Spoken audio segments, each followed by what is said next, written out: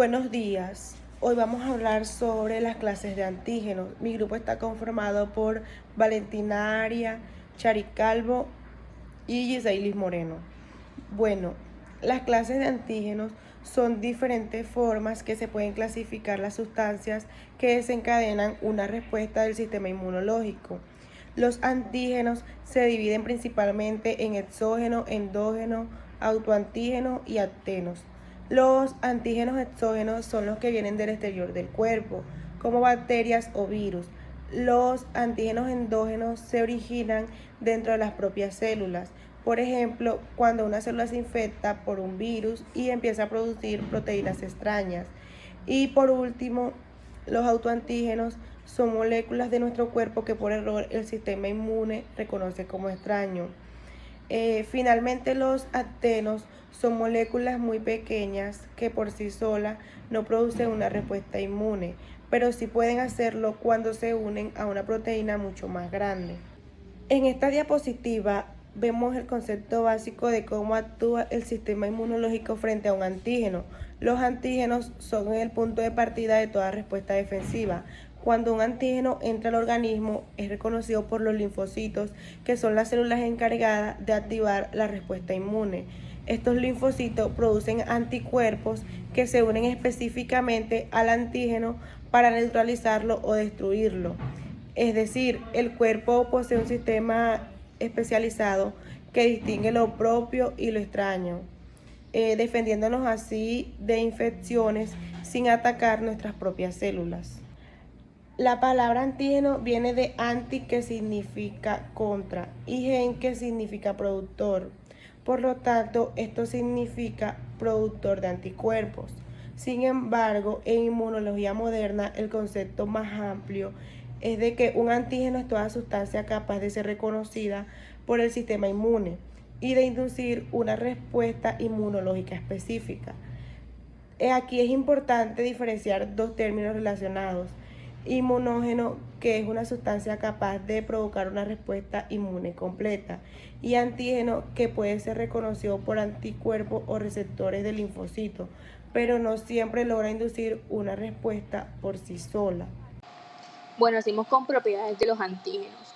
Para que una molécula funcione como antígeno debe reunirse ciertas propiedades. Entre esas está la inmunogenicidad. Esto es una capacidad de inducir respuesta inmune, por ejemplo, proteínas virales. También tenemos la antigenicidad, que esta es la capacidad de ser reconocido por anticuerpos o receptores de linfocitos. Tenemos también la especificidad, que cada antígeno es único. El sistema inmune puede distinguir entre miles de antígenos distintos. Está la extrañeza, que es cuando más diferentes sean las moléculas respecto a lo propio, más fuerte será la respuesta.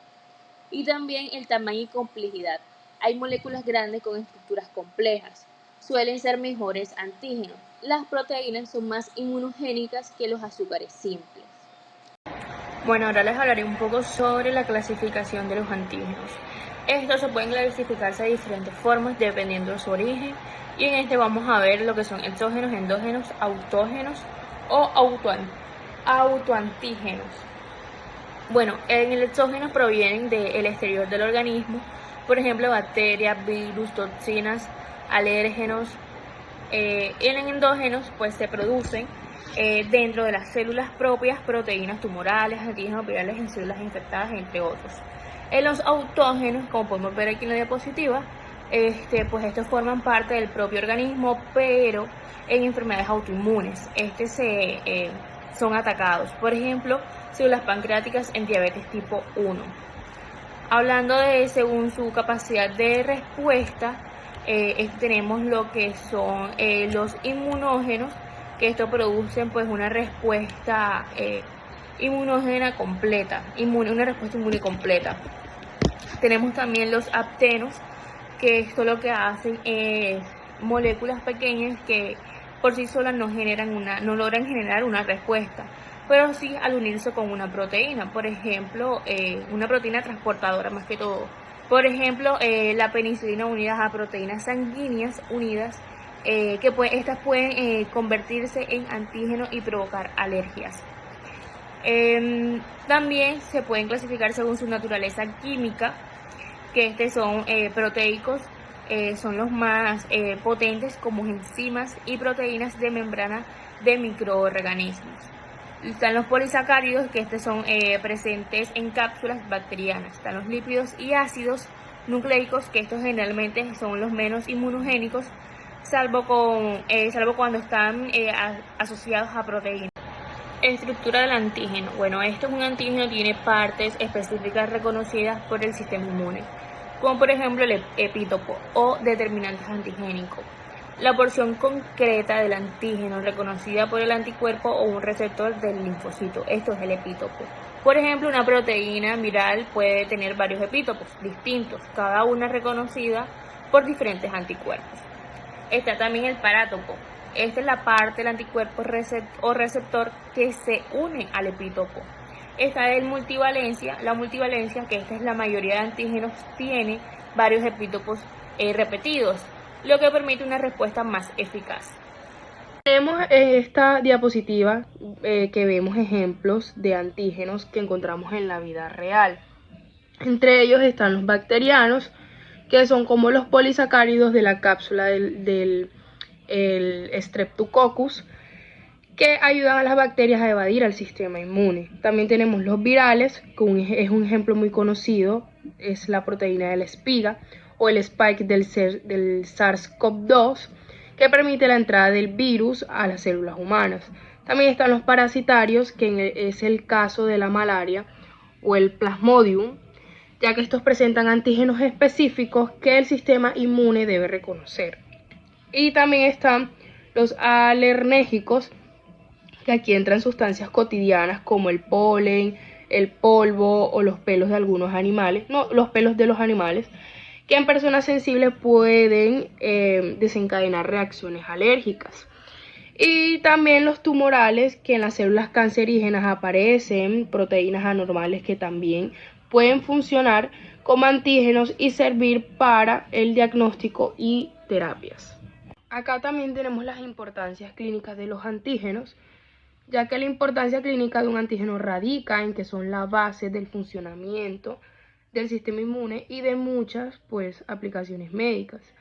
Acá tenemos una de las importancias, el diagnóstico de enfermedades, que un antígeno se dice que es como un marcador para identificar infecciones. Por ejemplo, el antígeno de la superficie de la hepatitis B, BHBCAG, es un marcador. Y estas son importantes para las pruebas rápidas y las pruebas de laboratorio.